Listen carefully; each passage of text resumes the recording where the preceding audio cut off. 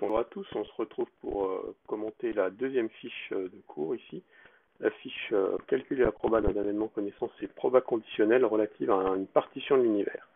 Donc là, on va reparler des règles qu'on a vues sur la fiche d'avant concernant les arbres de proba en formalisant un petit peu plus les choses, en donnant des noms aux propriétés, etc. Nous, en BTS, le nom des formules, c'est pas forcément le plus essentiel. Là, la formule des probas composées, formule des probas totales. Si vous connaissez pas les noms, c'est pas grave. Si vous dites pas qu'il y a une partition de l'univers ici, c'est pas grave. Ce qui compte, c'est être capable de s'en servir en BTS. Donc ici, on va quand même définir les 2-3 choses qui nous intéressent là. Donc la première, c'est les probas qu'on a ici sur ces branches-là, là, à chaque fois, c'est ce qu'on va appeler des probabilités conditionnelles.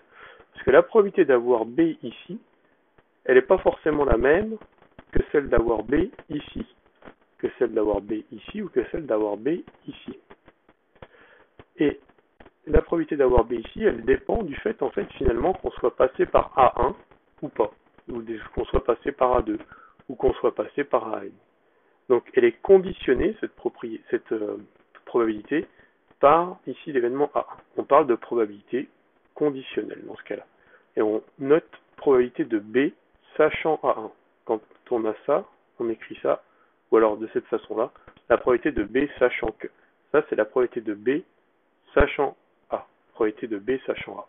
On utilise plutôt cette notation-là que celle-là. Et la définition de la probabilité conditionnelle,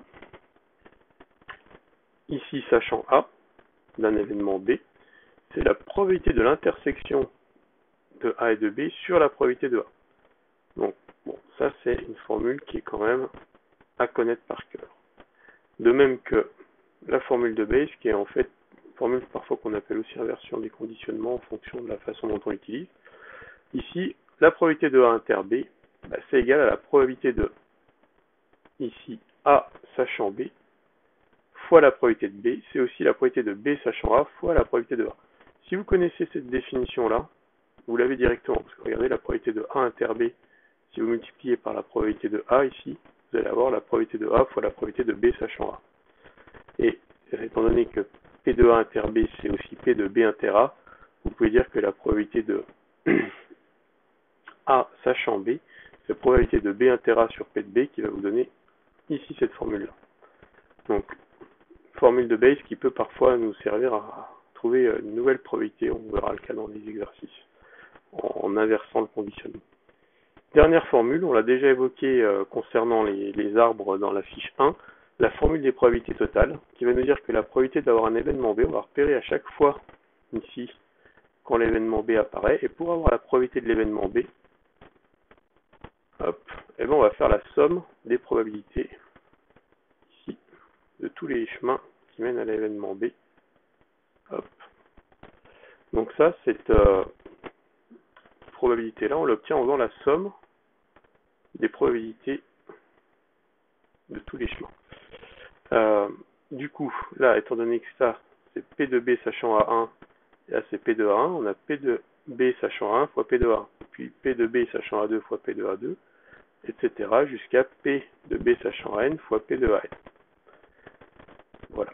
Pour cet arbre-là, des petites remarques. Effectivement, les arbres de probas, c'est très efficace pour modéliser les choses. Pour les probas conditionnels. Soin de ces pondérés, c'est vrai. Lorsqu'il n'y a pas nécessairement une probabilité, on écrira les probabilités conditionnelles à partir des branches de rang 2. Voilà ce qu'on fait ici.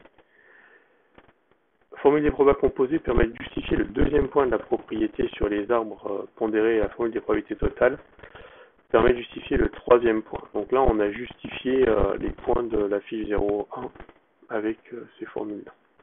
Bien, ça termine cette fiche 2.